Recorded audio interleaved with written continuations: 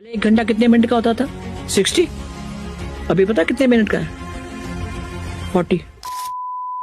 आपको लगता नहीं साल बड़ी जल्दी खत्म हो रहे हैं? 2025 शुरू हुआ जी, खत्म होने को आ गया जी। कभी सोचा था कभी आपने पहले कितनी स्पीड से ये ईयर क्यों गुजरा है? आपने कभी नोट किया जो आपकी घड़ी है क्लॉक वो कितने मिनट की है? स्पीड बढ़ गई है। दादी आज फिर से दवाई लेना भूल गई ना आप।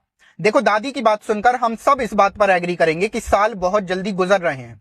खास तौर से कोविड के बाद में 2020 से 25 और इवन अभी 2 महीने बाद में 26 भी लगने वाला है। मगर इसका रीजन वो नहीं है जो दादी बता रही हैं, बल्कि इसका असल रीजन है डोपामिन। डोपामिन का आसान मतलब होता है एक ऐसा केमिकल जो ब्रेन के सेल्स के बीच में सिग्नल भेजता है। अब आप कहेंगे कि इसका टाइम के साथ में क्या कनेक्शन? तो देखो, जब डोपामिन हाई होता है तो हम प्रेजेंट मोमेंट में इतना ज्यादा इन्वॉल्व हो जाते हैं कि टाइम का सेंस वीक हो जाता है। इसलिए रील्स स्क्रॉल करते हुए लगता है कि बस 5 मिनट और देखते देखते 1 घंटा गुजर जाता है। इसी चीज को बोला जाता है डोपामिन लूप। हर नई रील थोड़ा और ज्यादा एक्साइटमेंट, थोड़ा और ज्यादा डोपामिन लेकर आती है और हमारा ब्रेन कहता है कि एक और देख ले।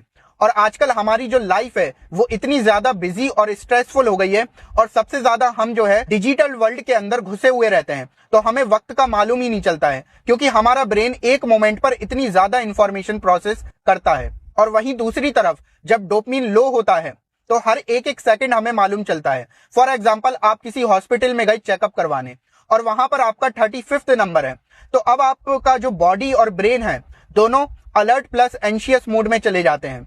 आप ये सोचते हैं कि मेरा नंबर कब आएगा, लाइन कितनी लंबी लगी हुई है, डॉक्टर क्या बोलेगा। तो आप प्रेजेंट मोमेंट से ज्यादा फ्यूचर पे ज्यादा फोकस करते हो और आसपास कोई इतनी ज्यादा एक्साइटमेंट वाली चीजें भी नहीं होती है। वही लोग रहते हैं, वही बेंच और घड़ी लगी हुई रहती है। तो डोपामिन इतना लो होता है कि वक्त हमें बहुत ज्यादा बोरिंग और हमें खिंचा हुआ सा महसूस होता है। और हाँ, ये बात सच है कि हमारी अर्थ जो है कभी कभी ज्यादा स्पीड से रोटेट करती है, लेकिन कितना ज्यादा?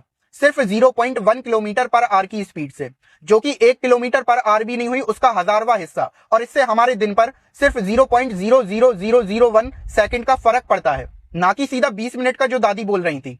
अगर इस हिसाब से हमारे दिन में से इतने सेकंड्स कम होने भी लगे तो 4 बिलियन साल के बाद में हमारा 1 घंटा 40 मिनट का होगा। और तिरमिजी शरीफ की रिवायत में भी हमें इस चीज की अलामत मिलती है कि कयामत के करीब जो वक्त है बहुत तेजी से गुजरेगा।